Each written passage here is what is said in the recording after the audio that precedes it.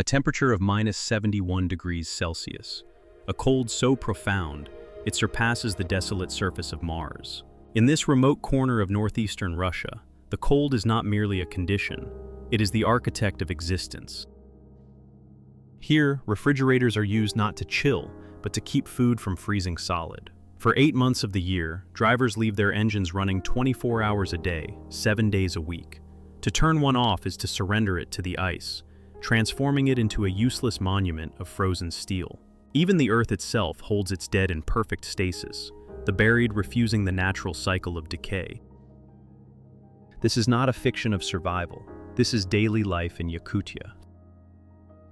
We are in the Republic of Sakha, a territory vast enough to swallow India whole, yet home to fewer than 1 million souls. At its heart stands Yakutsk, the coldest major city on Earth, an engineering anomaly built on a foundation of paradox. Every structure hovers on massive concrete stilts. Were they to sit directly on the soil, the warmth of human life would melt the permafrost, and the ground would consume the city whole. In the markets, commerce operates without power. Fish, frozen solid the moment they leave the ricks of white ice. Yet the city is only a gateway. Beyond it, the great Lena River becomes a seasonal highway of ice, leading to ancient stone pillars that hold the fossilized secrets of a tropical past. Beneath this white silence lies a staggering fortune: 25% of the world's diamonds, locked inside a planetary vault of ice. Deeper still, a road built on human bones stretches into the void, a grim testament to its own creation. Now, the thawing mud gives up its ghosts, mammoths with liquid blood still in their veins, and ancient viruses stirring from a 30,000-year sleep. The true frozen heart lies ahead. The journey begins on the Oymyakon plateau, where the very geography conspires to create an impossible cold. Mountains form a perfect bowl, trapping the dense, freezing air that sinks from the upper atmosphere. This geological funnel creates a phenomenon found nowhere else in the northern hemisphere. It is the pole of cold. The first marker on this descent is Tomtor, a solitary village on the erratic road to the interior. In summer, the valley is a flush of green, but when winter arrives, Tomtor becomes a threshold to an alien world. The silence is a physical weight. The only movement is the smoke rising in perfect, vertical columns from the chimneys, white pillars against a dark purple sky. It is the prelude to the ultimate extreme, just 30 kilometers away. Oymyakon, an isolated settlement of 500 people, holding the record for the lowest temperature ever recorded in a permanently inhabited place. A monument in the town square commemorates the reading, -71.2 degrees Celsius. At these temperatures, the atmosphere itself begins to change. Here, the cold alters the very physics of being. Moisture exhaled from the lungs does not merely condense, it instantly shatters into a cascade of ice crystals, falling to the ground with a faint, whispering sound. In a place that redefines the boundary between air and solid, life is not merely lived. It is a constant, quiet negotiation with an element so powerful it can turn even a human breath into dust. In the absolute stillness, a sound emerges, a faint rustling, as ice particles collide in the thin, brittle air. The locals have a name for it: the whisper of stars. It is the audible signature of a cold so profound it has a voice. Here, the human body is under immediate siege. Within seconds, moisture on the eyelashes crystallizes into heavy, white needles. A simple blink becomes a conscious, deliberate effort. Exposed skin, left to the mercy of the elements, begins to perish in under 2 minutes. And yet, life persists, bound to a stubborn, unyielding rhythm. The village school only concedes defeat when the thermometer plunges below -52 degrees. Until that moment, children, bundled in layers of fur, become small, determined figures moving through the perpetual twilight, their forms swallowed by the ice fog. In this realm, technology is fragile. A car engine is not a convenience, it is a mechanical heart, a life support system that must never be allowed to fail. From October until April, the engines are never silenced. They run 24 hours a day. To stop for even 20 minutes is to invite catastrophe. The oil congeals into a thick, useless jelly, and the metal block itself cracks under the strain. The sound of the village is a constant, low hum of dozens of idling engines, a mechanical chorus battling an overwhelming silence. The cold redefines the very nature of things. At the local market, blocks of ice are not used for preservation. They are the product. Fish, pulled from the river, freeze so violently they are captured in their final moment of struggle, ramrod straight, hard as stone. Even alcohol, a substance famously resistant to the cold, surrenders. A bottle of vodka left outside becomes a thick, syrupy slush, and then, finally, a solid, useless block. To the northwest, another settlement vies for this brutal crown, Verkhoyansk. Where Oymyakon is sheltered in a deep valley, Verkhoyansk stands exposed on a riverbank, desolate and windswept. It was born not as a home, but as a fortress. Its history is written in suffering. It became a place of political exile, known as the Ring of Death. The Tsars, and later the Soviets, understood this land. They sent their prisoners here, knowing that walls and guards were redundant. The climate itself was the warden. But Verkhoyansk offers a different kind of terror. Not the consistency of its cold, but the violence of its change. It holds the world record for the greatest temperature range on Earth. In the depths of winter, the mercury falls below -67 degrees. But in the brief, frantic summer, that same thermometer can soar to +37 degrees, a thermal differential of over 100 degrees Celsius. This is a violence that wreaks havoc upon the very land. The ground heaves, expanding and contracting with such force that roads buckle and buildings shift on their foundations. For the 1,100 souls who live here, adaptation is not a seasonal ritual, it is a daily battle. They must prepare for summer heat waves that unleash swarms of biting insects and ignite forest fires, only to brace for a winter that can freeze solid steel. Yet, in this profound hostility, there is a strange and haunting beauty. For those who endure, the long polar nights offer a celestial reward, a front-row seat to the silent, shimmering dance of the aurora borealis. It is a reminder that even at the very edge of existence, in the coldest and most violent of places, there is light. In a sky scrubbed clean of artificial light, where the air itself is frozen dry, the heavens awaken. Green and violet ribbons of the aurora appear with a startling, silent clarity. For the people who endure this land, these are not mere atmospheric phenomena. They are the spirits of ancestors, dancing around a celestial fire, a profound reminder that in the epicenter of cold, beauty, and danger are inseparable twins.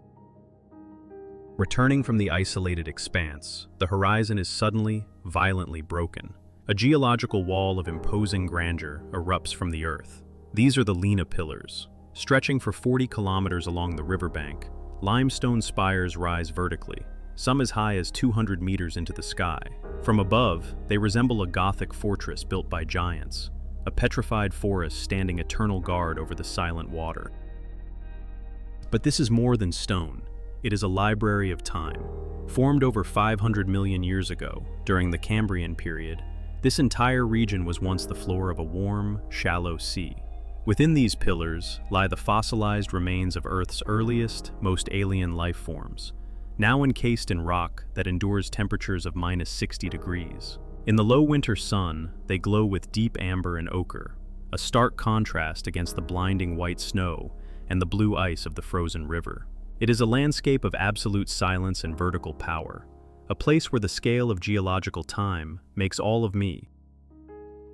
If the wilderness is a battle against nature, the city of Yakutsk is a fragile truce. From the air, the winter capital resembles a settlement on a hostile planet. Its skyline is dominated not by architecture, but by a labyrinth of massive, insulated pipes. These are the city's lifelines. In most of the world, the infrastructure of water, gas, and sewage is buried. Here, burying a heat source would be an act of self-destruction. The warmth would melt the frozen soil, turning the ground to slurry, snapping the lines and collapsing the foundations. And so, the city wears its nervous system on the outside. Concrete and steel arteries snake through neighborhoods, arching over roads, boxing in playgrounds. They hiss and steam in the sub-zero air, a cyberpunk landscape disconnected from the 21st century. This singular engineering is a response to the monster beneath the pavement, permafrost. Yakutsk is the largest city on Earth built entirely on this foundation. ground frozen solid to a depth of nearly 500 meters. For millennia, it was as hard as granite, but that stability is ending. Winter temperatures here average below -30 degrees Celsius, frequently plunging past -40. Human ingenuity has forged a life here, a testament to resilience against the absolute. But it is a life built upon a foundation that is beginning to forget it was ever meant to be permanent. The archives speak of winters that plunge to nearly -65 degrees, but it is the summer that has become the true adversary. The month of July now unleashes heat waves, cresting at 29 degrees Celsius, sometimes higher. This widening thermal chasm is unlocking the ground itself. The permafrost is thawing. A walk through the older districts reveals a collapse in slow motion. The locals call them drunk houses, Soviet-era apartment blocks, listing at impossible angles. Here, window frames are twisted into tortured parallelograms. Doors refuse to meet their jambs. Lightning bolts of cracked mortar race up the sides of brick buildings. These are not flaws in construction. They are symptoms of an earth liquefying beneath their foundations. To build here is to wage an agonizingly complex war against physics. Engineers cannot simply pour a foundation. They must drive concrete piles 12 meters deep into the frozen bedrock, then elevate the entire structure 2 meters off the ground. This allows the freezing wind to circulate beneath, a constant coolant for the earth. If that vital air gap is ever blocked, the building's own heat bleeds downward, the ice melts, and the structure begins its inexorable descent. The airport wages a perpetual battle. Its runway, a ribbon of asphalt laid over a bed of ice, buckles and heaves with the turning of the seasons. Maintenance crews work without end, smoothing the frost heaves that threaten to snap the landing gear of incoming aircraft. And yet, nearly 350,000 souls have adapted to this precarious existence. Survival is an art of layers. The residents do not flee the cold, they dress for it. Fur is not a luxury, but essential equipment. Boots of reindeer hide and hats of fox fur are standard armor against the elements. Life proceeds with a casual normalcy that baffles the outside world. As public buses navigate the ice fog and children play in parks, their laughter rising with the steam from the city's massive, elevated utility pipes. To comprehend the soul of this land, one must descend. Just beyond the city, carved directly into the frozen heart of a hill, lies the kingdom of Permafrost. Here, the temperature remains a constant, crisp -10 degrees, regardless of the season above. To step inside is to enter another reality. Tunnels bathed in ethereal blue and purple light reveal a world of intricate ice sculptures that will never melt. Artists have shaped mythical beasts, delicate blossoms, and the grand throne of Kadykchan, the Yakutian lord of cold, all from blocks of pure river ice. The ceilings glisten with enormous crystals of hoarfrost, diamonds growing from the dark earth. It is a silent, glittering cathedral, revealing the permafrost not as a monster, but as a preserver of art, of history, of impossible beauty. It is a world built on the promise of the permanent, where the ground itself is now letting go. What was once a foundation of geologic time has become a monument to a future, melting away before our very eyes. Above the frozen earth, the most surreal collision of ice and summer unfolds. Just south of the city lies the Belus Glacier, not a glacier in the mountain sense, but a vast and growing shield of ice, born from the depths. Powerful subterranean springs force water toward the sky faster than the air can freeze it, forging a landscape that exists out of time, a world that refuses the authority of the seasons. Here, in the peak of July, as the air shimmers at 86 degrees Fahrenheit, and the surrounding pine forests sweat in the humid heat, this valley of white remains locked in winter. It is a tear in the fabric of reality. Locals, dressed for summer, walk across a surface of blinding ice, a startling vision of defiance. They come to escape the mosquito-choked taiga, to drink crystalline water from the melting edges of a winter that will not die. It is a stubborn oasis, proving that in this land, the ice never truly surrenders. Stretching for 2,000 kilometers through the heart of the Russian Far East, a ribbon of gravel and permafrost cuts through the wilderness. To cartographers, it is the R504 Kolyma Highway, the sole artery connecting Yakutsk to the port of Magadan.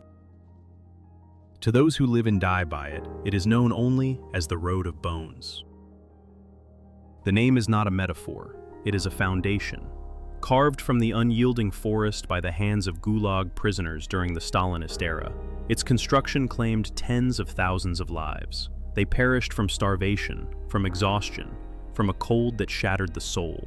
In a land where the permafrost forbids graves, the fallen were simply laid to rest within the roadbed itself. Every kilometer is a monument, every journey a passage over a mass grave, paved with the very history it was built to overcome. Halfway along this road of ghosts lies a testament to the collapse of an empire, the city of Kadykchan.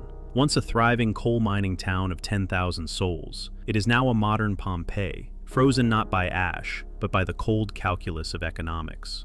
When the Soviet Union disintegrated, the subsidies vanished. The city's heating plant ran out of fuel. At 50 degrees below zero, a city without heat is a tomb in a matter of hours. The evacuation was a frantic, desperate flight. To walk through its abandoned apartments today is to intrude upon lives instantly interrupted. The silence here is not the silence of the forest. It is heavier, a profound and unnatural stillness defined by the sheer weight of human absence. Kadykchan is a concrete warning. In the Arctic, civilization is not an achievement, but a temporary truce, a fragile victory maintained by a constant fire against the cold. The highway that leads to it presents a lethal paradox. In winter, it is at its most passable. Frozen rivers become bridges of ice. Potholes fill with snow, compacted into a smooth, white thoroughfare. But this fleeting accessibility comes with its own brutal sentence. The very cold that makes the road smooth can kill the unprepared in minutes. Here, the ice is both creator and destroyer. It sculpts impossible summer glaciers and preserves the haunting stillness of abandoned cities. It entombs the tragedies of the past beneath the feet of the present. On the Road of Bones, one does not merely travel from one point to another. One travels through memory itself, on a surface that reminds us that in the great, frozen north, the past is never buried. It is simply part of the foundation. Here, a breakdown is not an inconvenience. At minus 50 degrees, a stalled engine is a death sentence. The cabin temperature plummets to fatal levels within 30 minutes. Drivers move in convoys, a fragile chain of humanity, bound by the shared knowledge that in this landscape, solitude is a prelude to oblivion.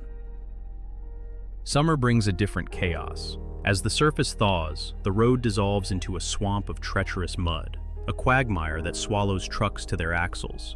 Flash floods, fueled by the melting snow, wash away wooden bridges, leaving travelers stranded for weeks in a wilderness choked with mosquitoes. But the physical danger pales in comparison to the psychological weight of the route. Truckers, navigating the endless, hypnotic corridor of snow-covered larch trees, report strange phenomena. Figures standing silently at the edge of the headlights. Hitchhikers who materialize from the blizzard, only to vanish the moment a vehicle slows. Whether these are tricks of profound fatigue or the restless energy of the history buried just beneath the wheels is a question left for the driver, alone in the vast, oppressive silence. This path is not only haunted by the past, it is hunted by the present. Deep within the endless forests, a different society reigns. The Siberian wolf. Larger, with a thicker coat than their southern cousins, they are the true ghosts of the taiga. They patrol vast territories in packs, moving single file through the deep snow to conserve precious energy. Their howls are the soundtrack of the Yakutian wilderness, an ancient song echoing for miles in the crisp, cold air. To the reindeer herders, they are a constant, intelligent menace. But in the unforgiving calculus of nature, they are essential. They cull the weak and the sick, keeping the fragile ecosystem in a brutal balance. The sight of a reindeer herd moving silently through the deep blue twilight reveals the raw, primitive heart of this land, where predator and prey enact an ancient ritual of survival, night after night. The Road of Bones cuts through some of the most hauntingly beautiful landscapes on Earth, a vast, silent white ocean, where the line between the living and the dead feels terrifyingly thin. Deep in the northern hinterlands, the ground itself is splitting open. This is not a figure of speech. As the climate warms, the permafrost that has cemented this region for millennia is collapsing. The banks of the Yana River erode, and as the ancient mud slides away, it reveals the faces of the deep past. The tusks, the hide, the very flesh of giants locked in ice for 10,000 years. Mammoth. The Earth does not forget. It holds its history in layers of ice and bone. As the world warms, it is not simply the ground that is thawing, but memory itself. And we are left to wonder what other secrets, what other ghosts, lie waiting in the cold, patient dark, ready to be remembered. For centuries, they have scoured this land for ivory. But now, the hunters are finding something far more confronting. From the thawing cliffs, woolly mammoths are emerging, not as skeletons, but as carcasses. The preservation is absolute. These animals were flash frozen so quickly their fur, skin, and soft tissue remain untouched by time, blurring the very line between life and death. Staring into the face of a creature that walked the earth 40,000 years ago, it is hard to comprehend. They appear to be in a state of suspense-ing to wake up. This resurrection is happening on a massive scale at a place the locals call the gateway to the underworld, the Kadykchan crater. It is a mega-slump, a vast, tadpole-shaped gash in the earth, nearly 300 feet deep and widening by 30 feet every year. Inside, the towering walls of black soil and white ice expose a geological timeline stretching back 200,000 years. Standing at the bottom, one is surrounded by the debris of ancient forests, the bones of Pleistocene horses tumbling from the melting walls. The only sound is a constant series of cracks and thuds as the frozen earth gives way. But the most terrifying things emerging from the ice are the ones that cannot be seen. The permafrost is an animation chamber for the microscopic world, holding bacteria and viruses that modern immune systems have never encountered. In 2016, a heat wave thawed the carcass of a reindeer that had died 70 years prior. It was infected with anthrax. The bacteria reawakened, releasing spores that drifted into the air, claiming the life of a young child and hospitalizing dozens. And anthrax is a known enemy. Deeper in the ice lies the unknown. French researchers recently revived a giant virus from 30,000-year-old permafrost. It was still infectious. There are bacteria here that have been dormant for 3 million years. The landscape possesses a terrifying grandeur. The geometric fractures of the melting ice create stunning patterns of white and obsidian, a visual masterpiece that is, in fact, a warning. The permafrost was a locked vault, meant to bury ancient secrets forever. Now, that lock has been broken. The past is not merely being revealed, it is being set free. Across the vast white canvas of the tundra, solitary pyramids of warmth break the horizon. These are the mobile dwellings of the indigenous herders, marvels of ancestral engineering, constructed from long wooden poles and draped in heavy reindeer hides. Surrounding these camps is a living sea of antlers, the reindeer. To the people who live here, these animals are more than livestock. They are the gravitational center of a universe. They are not confined to pens, but roam free across the snow, a fluid, shifting mass of gray and brown. Guided only by the herders and their dogs, a herd of thousands moving across the landscape is a primordial force, creating its own weather of rising steam and churning ice. While cities fight the cold with concrete and steel, the Awaken and Even peoples move with it. They are the nomads of the snow. Their entire existence is defined by the reindeer, their transport, their sustenance, their clothing. In mere minutes, a family can dismantle their conical tent, packing a hole.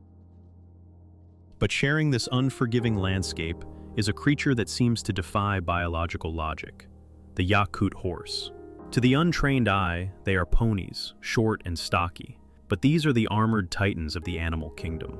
They are the only horses on Earth that possess a layer of fat and a coat of hair thick enough to withstand temperatures of -60 degrees without shelter.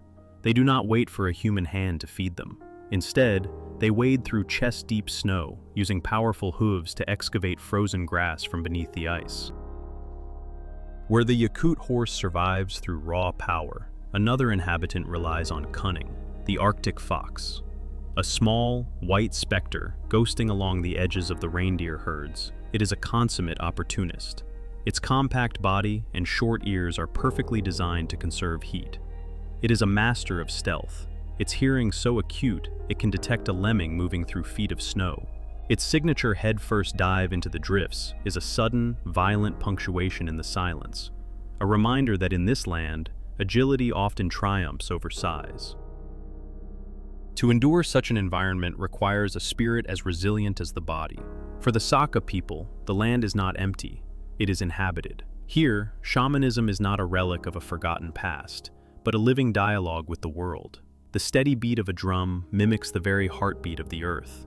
Offerings are fed to the fire, the primary conduit to the spirit realm. This reverence is encoded in the Alonko, heroic epics recited from memory, a testament to a people's unbreakable bond with the forest, the ice, and the ancestors. It is a world built not on certainty, but on a profound and ancient understanding, a conversation with the wild that has never fallen silent. In the vastness of the North, history is not written in stone, but sung in verse. Tens of thousands of lines, passed down through generations. Oral libraries preserving the philosophy and cosmology of a people who mastered a sub-zero world long before the age of electricity. But the true spirit of this land ignites when the sun returns. For a few brief weeks, the monochrome world explodes into color during Ishyak, the festival of the sun. Thousands gather, draped in traditional silk robes of brilliant blue, red, and yellow. They drink kumis, fermented mare's milk, from intricate wooden chalices. They join hands in the Oswokai, a massive circle dance that moves clockwise, a human orbit around a celestial fire.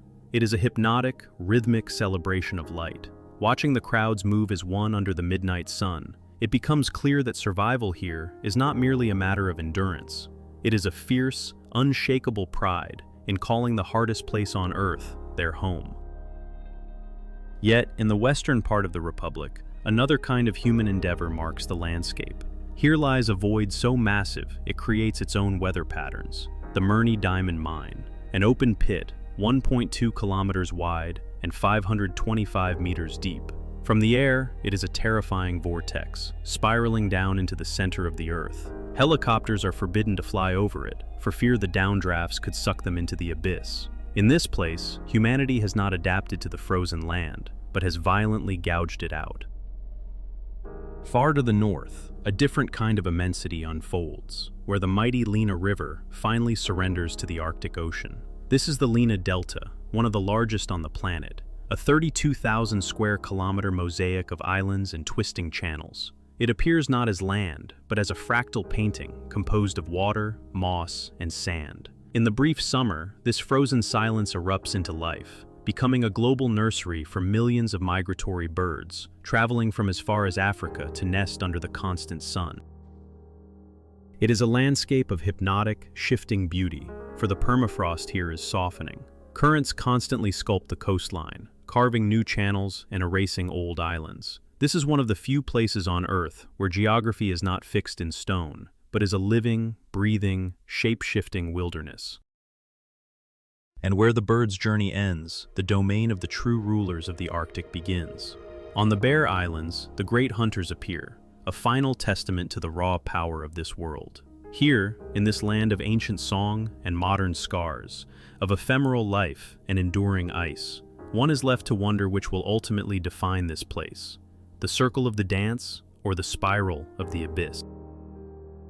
Across the vast expanse of the Bear Islands archipelago, they are the undisputed sovereigns, giants of ivory solving into the landscape. Against the blinding white, only 2 points of darkness give them away, the obsidian of an eye, the jet black of a nose. To trace the rivers inland is to journey into a land of impossible contrasts. Deep within the frozen heart of the boreal forest, a geological anomaly rises from the taiga. They are known as the Tukulins, massive, golden dunes, as if a fragment of the Sahara had been dropped into the heart of the Arctic.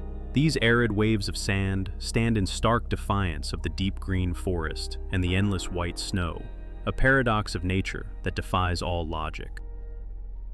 Further north, at the very edge of the known world, the continent surrenders to the Laptov Sea. Here, where land gives way to the polar void, the great white bears reappear. And here stands the outpost of Tiksi, once a bustling Soviet gateway to the northern sea route. Today, it is a haunting monument to isolation, the ultimate Arctic ghost town, a place where human ambition stands in stark relief against the infinite white of the polar ocean.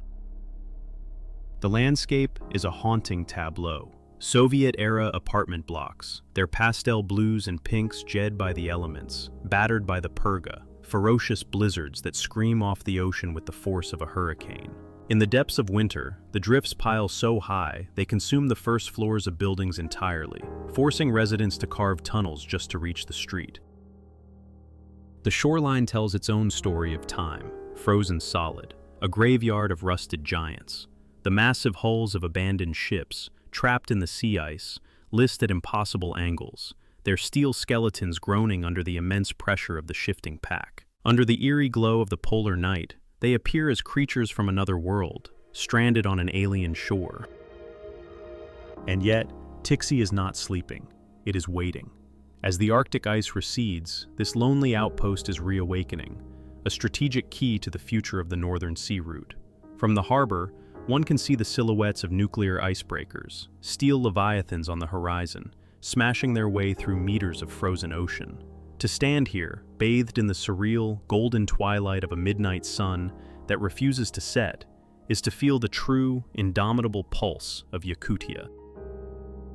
It is a place where human resilience is measured against the unstoppable force of the Arctic, where the world does not end, but is merely transformed by ice. Here, the cold is the architect of everything.